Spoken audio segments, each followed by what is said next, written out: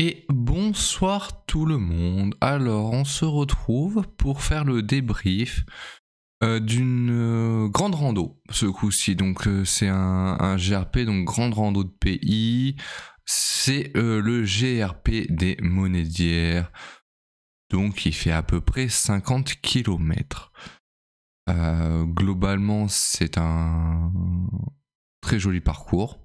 D'accord.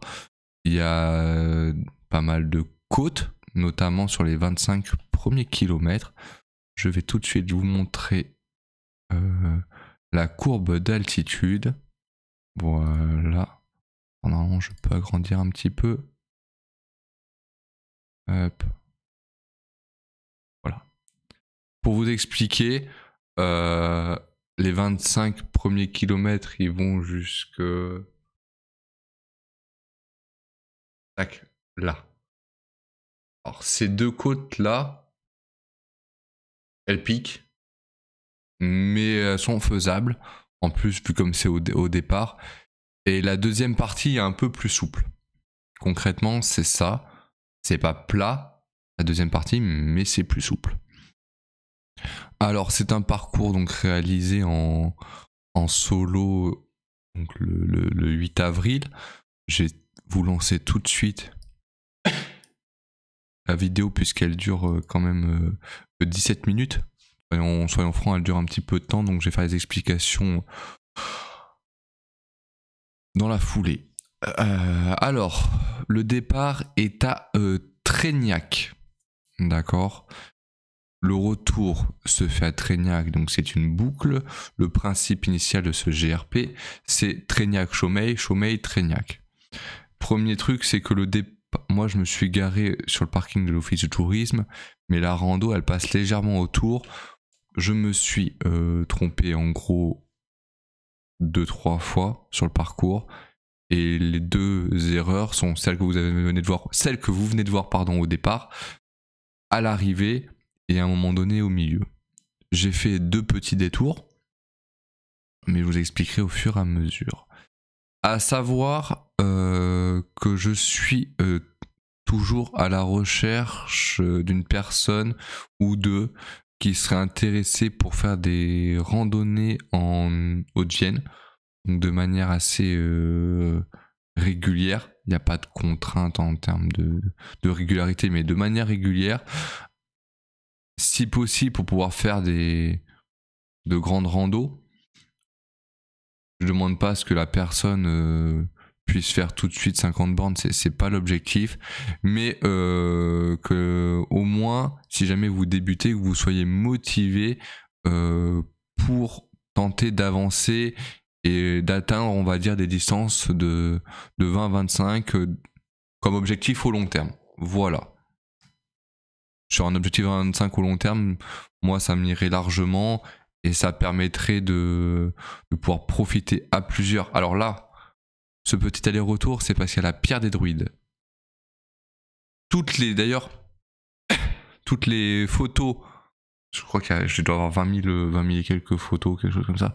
Enfin, elles sont upload sur ma Pillari et sinon je vous mettrai le lien du Strava où j'en ai mis 130 et quelques, 132, 133, beaucoup plus synthétique du parcours.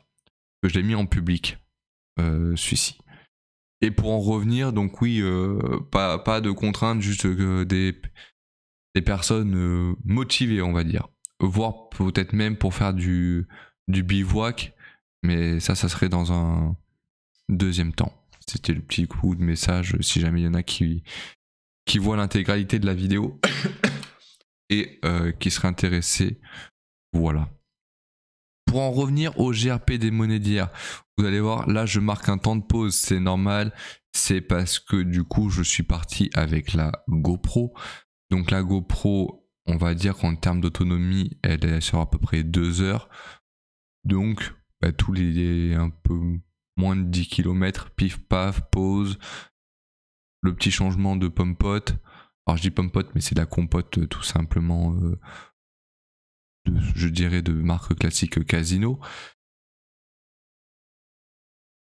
Et alors avec quoi je suis parti, pour ceux que ça intéresse, en termes d'équipement. Alors c'est pas compliqué, en termes d'équipement, des bonnes chaussures de rando, Ça me semble bien. J'ai toujours par contre mon problème d'ampoule, donc il faut que je progresse là-dessus au niveau de chaussettes ou de prévention, parce que c'est ce qui me limite en termes de distance à la fin.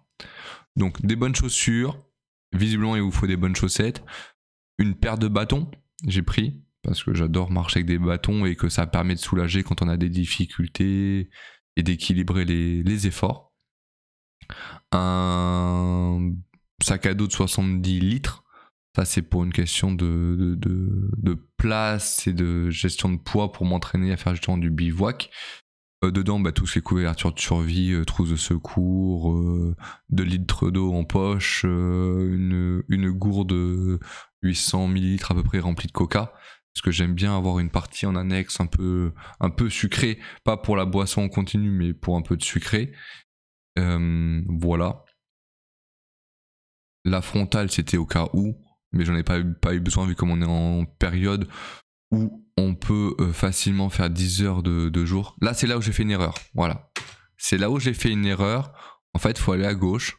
Alors, ça m'a permis de profiter du panorama. Mais là, il faut aller à gauche. Ça rejoignit, hein. C'est juste que je voulais profiter du parcours. Pas mal de petits animaux également sur le parcours. Ça aussi, c'est agréable. Il n'y avait pas trop de vent, mis à part au Sukomé. Alors, je sais pas si je prononce bien. Mais bon, voilà. Et sinon, en termes d'équipement, si j'avais mon repas de midi. Pour une fois, j'avais mon repas de midi au cas où que j'ai mangé. Et ça m'a fait du bien. Le classique saucisse, alors saucisse, un chipolata et riz. Voilà.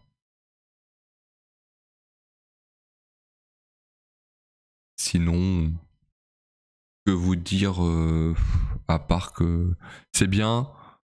Alors tout seul, des fois, il y a des passages un peu à vide, mais ça, c'est normal, puisque faire de la rando seul, ça vous permet d'être dans un effort et personnel physiquement et personnel mentalement, puisque ça vous renvoie que vers vous-même.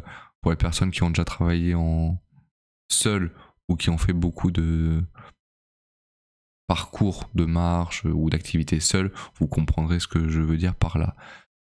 C'est très intéressant à faire. Et des fois, il y a des coups de blues et des fois, il y a des coups de mieux. Alors là, tout là, ça monte. Hein. Vous voyez peut-être pas, mais tout là, ça monte. Bien que si sur le côté gauche, on commence à avoir le relief. Donc on monte. Et il faut savoir que là, vous avez vu la table d'orientation. De base, le parcours, vous y fait pas passer. Moi, j'ai décidé de faire le petit détour parce qu'il faut quand même pas déconner. Je fais pas 50 bornes pour pas profiter du point de vue magnifique. Donc là, normalement, le parcours vous dit d'aller directement à droite. Et si vous faites ce petit aller-retour, c'est pas long, ça doit rajouter 1 km. Alors quand on a mal au pied, 1 km c'est long. Hein. Et là, vous avez la table d'orientation. C'est la photo qui est ici. Là, vous avez la table d'orientation. Alors, vue magnifique de ce côté et vue magnifique de ce côté. D'accord. J'ai peut-être même... Bougez pas. Je peux vous montrer... Alors, j'étais pas... Ah, j'étais en mode rando. Hein. Et coucou. Alors, petite vidéo. Très très court. On est au milieu du GRP des monnaies d'hier. Alors, je sais pas si vous allez voir grand chose. J'ai décidé de faire un petit détour. On va dire 1 kilomètre, peut-être un peu plus. Parce que pour dévier, pour aller jusqu'au Sukomé. Donc vous avez toute une table d'orientation. Voilà. Je vous montre le paysage. J'ai essayé de faire assez court. Parce que je suis pas très bon pour faire des vidéos comme ça en plein milieu de rando. Voilà. Donc là on est à 18,75 en termes de kilomètres. Total en rond de la rando prévue 50 bornes, donc il va falloir qu'on continue sacrément. Je vais pas pouvoir m'éterniser sur la vue magnifique, mais voilà, à plus tard. Voilà, donc ça c'était la petite aparté Sukomé. Je pense que ça serait intéressant que je vous refasse de temps en temps des mini pauses des mini pauses vidéo comme ça. faut que je m'entraîne. Là, typiquement, je sais que j'ai fait une erreur, c'est-à-dire que la caméra, ben, je l'ai pas mis à hauteur des yeux, je l'avais un petit peu au niveau du torse quand je me filmais moi. Donc, même j'aurais dû la lever pour que vous ayez une meilleure visibilité. Clairement, ça rend mieux en vrai. Écoutez, des fois les photos ça rend mieux que la réalité et des fois c'est l'inverse. Et là, descente. Oui, il y a quand même quelques portions de route aussi. Vous allez voir, il y a quelques petites portions de route sur le parcours. Après 50 bornes, vous le faites pas avec un animal en une fois. Hein, soyons d'accord. Normalement, c'est vu comme c'est un GRP, je crois qu'il est prévu en 2-3 étapes. Avec un niveau de marche, je dirais à peu près correct, ça se fait en une fois.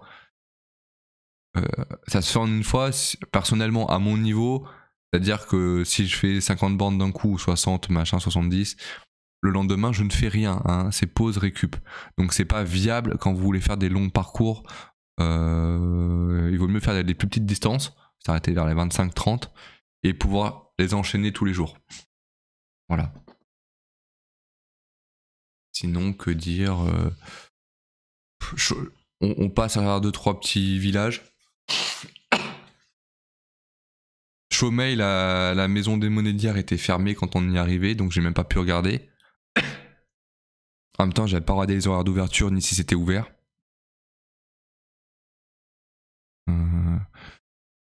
En termes de difficulté, on a rencontré quoi? Alors oui, le balisage, il arrête pas d'alterner entre blanc-rouge, jaune-rouge et on ne sait pas. Donc la trace, était nécessaire, clairement. J'ai dû me servir 2-3 fois de visorando carrément pour savoir quel chemin précis il fallait prendre. Ensuite, en dehors de ça, difficulté au niveau des ampoules. Ah oui, alors là, je savais pas si je devais justement prendre ce chemin ou celui-ci. Ça s'est vite distingué, hein. Coup de visorando et c'était vite vu. Parce que ma montre a pas la cartographie. Une montre qui a la cartographie coûtait 300 € plus. Mon téléphone, il le fait, donc c'est gratuit. Là, c'était la pause miam. Vous allez voir, ça tourne en... C'est parce qu'en fait, j'étais immobile et qu'il arrêtait pas de relocaliser. Mais c'est là où j'ai mangé mon petit riz saucisse. Pas longtemps. J'ai dû prendre peut-être 10 minutes, 20 minutes. Honnêtement, je me rends pas trop compte. Je trouve que c'est important de faire des pauses. Au moins pour poser le sac à dos parce que ça tire. En fait, tout là, ce que beaucoup de personnes pensent pas, quand vous partez sur des longues randos et que vous chargez, c'est pas tant la distance, c'est un ensemble en fait. C'est la distance, la durée, le poids que vous avez sur vous. Il y a tout qui tire, peut-être un peu plus que d'habitude et plus longtemps. Donc c'est le temps que le corps s'habitue. Normalement, il faudrait muscler le dos et les épaules. Chose que je ne fais actuellement pas assez. Et ouais, donc les ampoules, on va dire, comme d'habitude, à partir du 40e, ça commence à faire mal. Dans le sens où mal, au sens de gêne. Et 45, 45, elle commence à vraiment me gêner. Et du coup, je compense. Et là, on a un problème. Voilà. Donc, je dirais que mon seuil de douleur acceptable, dans les 50-55, ça passe. Le lendemain, je récupère. Et par exemple, là, demain, je vais remarcher. C'est ok. Pas de problème. Par contre, plus, on arrive dans le dur. Voilà. Et ça à cause d'ampoules, donc il faut vraiment que je trouve une solution. D'ailleurs, s'il y en a qui marchent pas mal, qui ont eu ce souci et qui les ont résolus, alors je sais qu'il y a des chaussettes, je sais qu'il y a des petits sparadraps préventifs. D'ailleurs, j'avais un petit truc préventif. Je l'ai pas mis parce que je voulais voir comment mon pied allait réagir. Au moins sur 50, je suis fixé. Donc c'est récurrent. 40, 42 par là, pouf, ampoule. Sinon, le parcours, là, on est quand même carrément sur le retour. Donc, beaucoup plus plat, plus de forêt. Il y a quand même 2-3 passages, on va dire caillouteux. C'est pas technique, puisqu'on court pas en marche. Mais il faut les bons appuis. Hein. Il y a une traversée de cours d'eau Alors là, oui, là, ici, hein, pensez bien à tourner. Alors je l'ai vu hein, à la trace et tout, c'est angle droit. Hein. Mais au niveau du balisage, j'ai un gros doute que ça soit bien indiqué. Là, on le voit qu'il y a un trait là, mais sinon ici, j'ai un gros doute. Faut vraiment être vigilant. Et tout là, on descend jusqu'au barrage. Vous allez voir, il y a un petit barrage qui vous indique bien camping interdit, tout ça, mesures de sécurité, et ce qui semble totalement normal. Ça, c'est pareil, c'est quelque chose qu'il faut que j'apprenne en termes de bivouac, c'est où est-ce que je peux poser une tente pour une nuit en toute sécurité. Alors, il n'y a jamais la sécurité absolue, mais il y a des zones à éviter. Des fois, il faut se mettre en vallée, des fois, il faut se mettre en hauteur. Il faut éviter techniquement les territoires de certains animaux. L'avantage, c'est qu'en Limousin, on prend pas trop de risques. Faut pas non plus gêner les propriétés privées, les agriculteurs, tout ça. Il y a un ensemble de petits paramètres à prendre en compte, même si on n'y reste qu'une nuit. Donc normalement on gêne pas trop. Bah il faut respecter, pas se poser en plein milieu du chemin. Donc, à voir. En tout cas, ce GRP est très intéressant et normalement, alors je dis au conditionnel parce que c'est dans quand même 3 semaines, alors il peut se passer plein de choses en 3 semaines, je devrais faire le GRP des 1000 vaches. Alors peut-être pas seul, normalement même pas seul, mais vu comme c'est tellement rare avec qui je vais le faire que du coup je suis toujours à la recherche d'un binôme pour des plus petites randos mais de manière régulière. Ça peut très bien être aussi avec mon chien. Donc c'est possible, compatibilité avec les animaux. Bien que je m'arrête à 18-20 bornes avec Rio parce qu'au-dessus c'est pas bon pour lui et c'est difficile pour moi aussi. Donc là redescendre dans la forêt, tout ça, tout ça.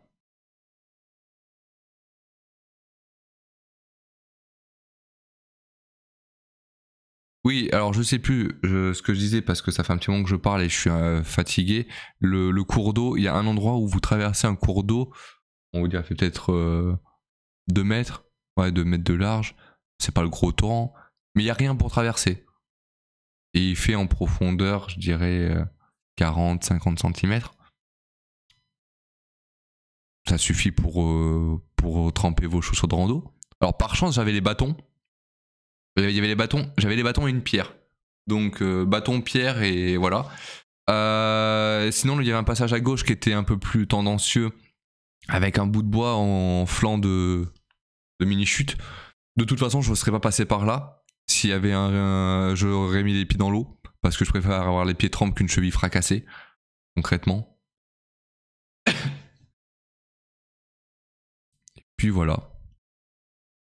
Si je me suis rafraîchi 2-3 fois parce qu'au niveau de la température ça commence, c'est pas la canicule, c'est ce qui m'inquiète d'ailleurs, je commençais à avoir chaud, il y avait 2-3 cours d'eau donc je me mouillais le front, la nuque, tout ça, donc j'ai ramassé un petit coup de soleil aussi. Donc l'un dans l'autre, voilà.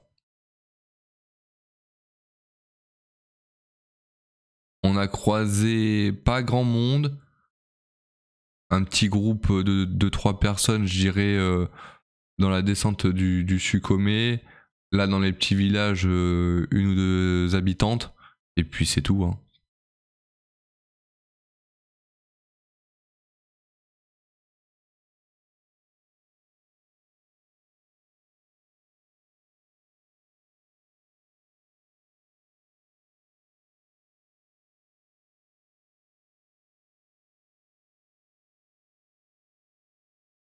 Vous n'avez peut-être pas remarqué, mais en termes de rythme, j'avais commencé à réduire parce que toutes les descentes, en fait, quand vous avez des ampoules au pied, vous avez une douleur de frottement.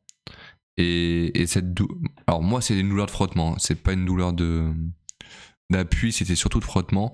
Et en côte, on la ressent pas puisqu'on appuie, et en descente, les bâtons, bah, du coup, je me servais des bâtons pour pas que mes pieds frottent. Ah, alors je me coupe parce qu'on arrive au barrage. Donc vous ne passez pas dessus. Là, voilà, vous faites ici, pensez bien à à tourner à gauche. C'est très franc. C'est à gauche d'un coup et ça vous permet de descendre et de récupérer la traversée. Là, la petite visu, le petit visu par contre, sur le barrage, il y a marqué Belvédère en fait. Donc les ampoules, ouais, à chaque descente, je douillais. Donc les bâtons en appui pour réduire la douleur. Et puis voilà quoi.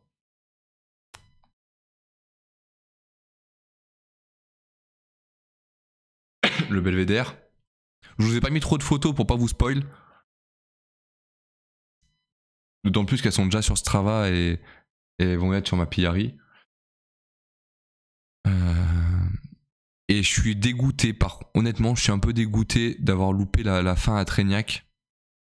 Alors c'est pas dramatique, hein, sur 50 km, j'ai dû me tromper de 400 mètres. Mais bon.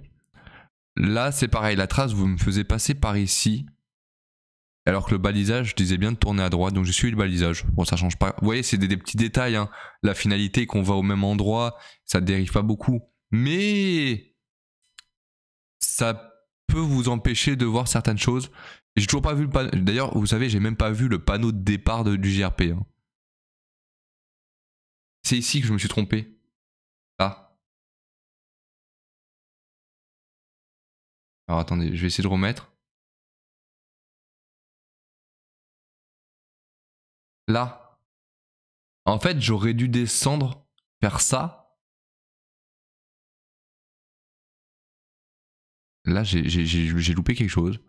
En fait, voilà, il aurait fallu que je descende, faire ça, et remonter par là. Et moi, je suis passé à gauche. Donc normalement, c'est plus joli. On était venu, nous y étions allés pendant les championnats du monde de kayak. Mais en gros, vous descendez là et vous remontez. Tac, tac, tac, tac. Et moi, j'ai été tout droit. Et en fait, là, vous ressortez là. Et normalement, la trace GPS, elle vous fait faire quelque chose comme ça. Voilà. Si, petit détail du parcours, pendant le parcours, vous avez la chance, je dirais, de faire un bout de voie de Rocamadour. Voilà, avec les petites coquilles Saint-Jacques. Ça ressemble à des coquilles Saint-Jacques. Bleu et jaune. C'est jaune sur fond bleu. Voilà. Si vous avez des questions, bah, n'hésitez pas. Si à tout hasard vous êtes intéressé pour venir marcher pour de la rando, ben, honnêtement, je suis preneur. Voilà. Et sinon, je vous souhaite une agréable soirée.